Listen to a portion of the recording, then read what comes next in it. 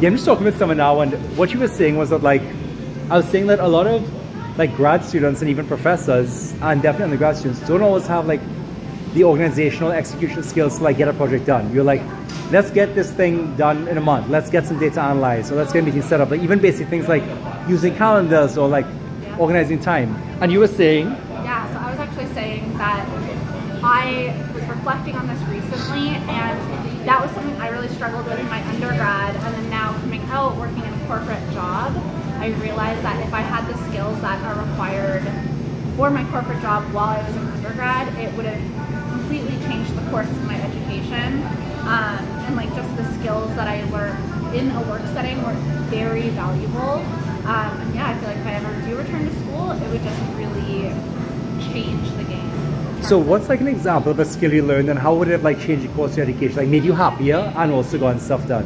Yeah, sorry, I forget what we were... Basically, what's an example of a skill you might have learned, and then how would that have changed the course of your education by making you happier and less stressed, and also helping you get more done? So the first skill, you touched on it, using my calendar and sticking to it.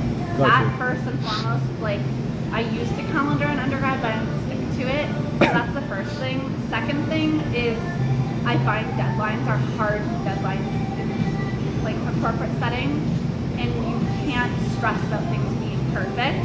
Often, I feel nervous to say this, but often they have to be like good enough, still good quality, but like to a certain extent you have to just realize when good enough is good enough and hit the deadline and then improve from there. Whereas like it's not like an assignment where you put it in and it's done. Assignments in corporate where you put it in and then you improve later. Yeah, you can put it in and then you can improve, and so I feel like that would have really helped me get ahead, for example, on assignments. Just sounds silly, but like even actually doing a rough draft sooner and then editing it. But honestly, in undergrad, I felt like my first drafts had to be perfect. Yeah. And like if it wasn't perfect, I felt like I couldn't finish or I couldn't start. And then also, I would say like getting constructive feedback also was a bit of a learning curve for me and very valuable. This is helpful. I mean, the things you said, they sound simple, like using your calendar and sticking to it, and like putting in drafts that are good enough and improving. But I think they're simple to say, but I don't think they're simple to use. Like, what was it about the corporate environment that really like forced you to learn it? Like, was it managers constantly giving you feedback? Was it like, fact, like you had to get it done? Was it constrained hours? Like, it really came down to time and accountability. Oh, really? And really being able to, at the end of the day, account for what you were able to accomplish and how long certain tasks took you, so that way in the future when setting a deadline you can actually account for how long it's going to take. And that's something that like I didn't even in undergrad know how long. It was my first time doing a lot of things. So you don't know how long it's going to take you to write whatever 30 pages or whatever. So I think that is like it's kind of like an experiment to actually account for how long a task will take, so you can forecast it in the future because you'll probably have a similar task again. To be. That's one thing. I mean, if I can ask, like, when you say accounting for your time, do you mean that like when you had a job, you actually had to report like hours? Like your manager would be like, approximately how much time do you spend on this? Or was it the general culture of like, you've got this much time, you have this many things to do?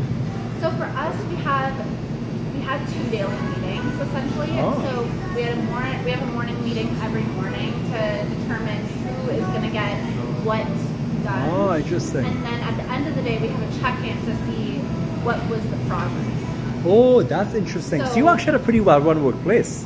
Pardon? You had a pretty well-run workplace because they actually would check in quickly and give you feedback and help you set your goals. Yeah, exactly. So at the end of the day, you have to be able to account for like, what did you do in those hours. Even to yourself, I guess. Yeah, even to yourself. Because you're like, oh, why was progress slow or fast? And you're like, why was progress slow or fast? Absolutely. And then we would have to use data because I'm a recruiter. So like, to be able to say like, okay, maybe I don't have a candidate for a role, but I have to be able to account like how many people did I reach out to? How many people did I talk to who maybe are not looking for roles? Yeah. Like that type of progress, like it taught me it's okay if you don't have a change. Yeah, yeah. Because sometimes things are out of your control, but like being able to account for why you're at where you're at. Like input on the process, right? Exactly. Because instead in like an academic setting with this undergrad or grad or professors, it's more like, is it done? No. Okay, I'll push it. There's not like this accountability, not this quite tight cycles of like feedback, or not this like, oh, what did you do? I think the challenge is there's no manager. Yeah. There's no manager, and what's crazy is, I mean, in every organization on the planet, a manager is a thing.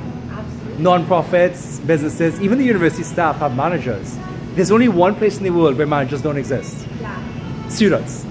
And I think, like, from some of my friends who are pursuing like their PhDs, Yeah.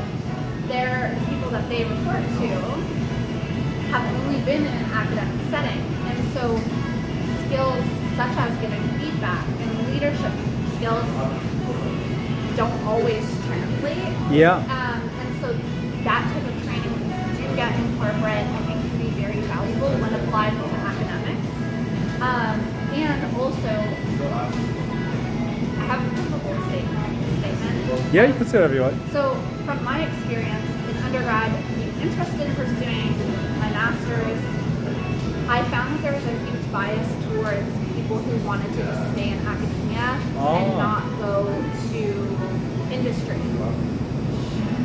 which I definitely see the value in research, absolutely. But I also see huge value in people who are pursuing higher education to apply it to the world. Yes. And so I think that that is like another aspect where it can be super beneficial to have people from corporate work setting who maybe have that background also pursuing academia, because I feel like it really bridges the gaps between both worlds. Like in a corporate setting with people with higher education, there's some very clear problems sometimes, but then I feel like there can be the reverse, where having like corporate mindset, which might not be popular, can be beneficial in terms of structure and progress in that academic setting. Like structure and progress in the academic setting. And you know, we're both making bold statements. Like everything we said here, we don't necessarily believe, we're just kind of thinking aloud. But like even the, like I overstated it, it's not the case that every organization has managers, but I think that I'll be more precise. Like you said, there's something about corporates and non-profits, that there's deliverables and that you're using resources to achieve those. And so there's management practices, feedback, accountability, time tracking, and like you said, there's structure. And those things, academia is like a different culture. And some people, there are reasons people think it's a bad idea. Sure, you only give people intellectual freedom and so on. That's a reasonable argument. And a lot of, honestly, I'll quote some of my colleagues they're at a university in North America. They said, academics, some of them are team players. I didn't say that, they said that, are not. They said academics are stubborn because they're kind of people who like, I don't want to have a boss or have a manager. And so on average, I don't think that's actually necessarily true, but it's an interesting aspect of it. But I think the challenge is that like, even if you want to not have a boss, even if you want to kind of like do your own thing, it's still the case what you said. The structure and process of a corporate environment, of a non-profit, is how human beings get things done. And I also think that it can provide you sort of a grounds to learn where the stakes aren't so high. Interesting, because but the stakes aren't so high. Like, you are getting paid, so the stakes are high if you need to, obviously, to pay your bills. Yeah. But what I mean is, like, if you're going through the academic, like, if you're pursuing, like, your PhD, for example, the stakes are incredibly high in the sense of, like, it's kind of this big thing. I think you're right. Whereas, like, if you screw up in a corporate job, like, it could suck, you could it's on the company, but you know? You can get another job, right? Exactly. So it gives you sort of this, like, area where you can actually fail and, like, be okay.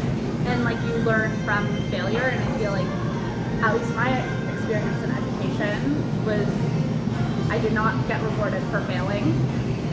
That's, you know, honestly, I think that's such a good point. So I guess like hashtag professionalize the PhD. It's easy to professionalize the PhD. It's almost like maybe grad students, we should find a way to give them part-time jobs where they've got a manager, and even if it's just like a month a year or 5 hours a week, you're accountable for your time, you get feedback, and you learn all these skills. Calendaring, project management, giving feedback to like prepare you, because your PhD is a big deal. Yeah. And when you feel your PhD, it's just on you, and it's so disheartening. Yeah. Right? So I think that's actually a really good point. Yeah. So yeah, again, it's not like there's one right way, but like Exactly. that's just like based off of my personal reflection and like my experience in school versus working in corporate. I feel like I wish I knew what I know now when I was in school. So here's a note I'll end on. I prompt people. So everyone watching this online, what are your takeaways from this? Like if you had to tell someone, here's something I learned from this. Like is there a snippet of what Charles said or I said that was useful you want to share with them? What's like a takeaway you share with someone? Like repost as a comment here or tell someone else like, hey, listen to this video because of X. Also, what's one you could do differently? Like based on what we discussed here, what's one you would do differently? Would you kind of like try and like read a book on management? Would you as a undergrad student like go and take a part-time job and ask them, please teach me how to like practice having structure so when I go back to my undergrad degree I have some skills I want? Honestly, professors, if there are any professors listening to this, should we as professors, like maybe I should have a little part-time job where like even 2 hours a week, I'm getting feedback from a professional manager. Like maybe that would actually make me so much happier because it's not just getting work done. A lot of time in academia is like consumes your life. So even if I was more like setting hours, maybe actually having a proper to-do list, I'd be like so much more happy because I'd have more time to spend and relax and feel liberated from my work when I took a step away from it. So maybe I should get to, I know what? I'm gonna get a 2-hour-week job. Let's figure out what that is. Someone wants to give me a job, I'll be your assistant for 2 hours a week, but I demand that you will be a very like high quality manager. Hold me accountable for time.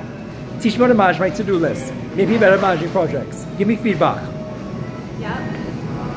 Alright, so everyone takeaways and like what are you gonna do differently? Add comments or send a message.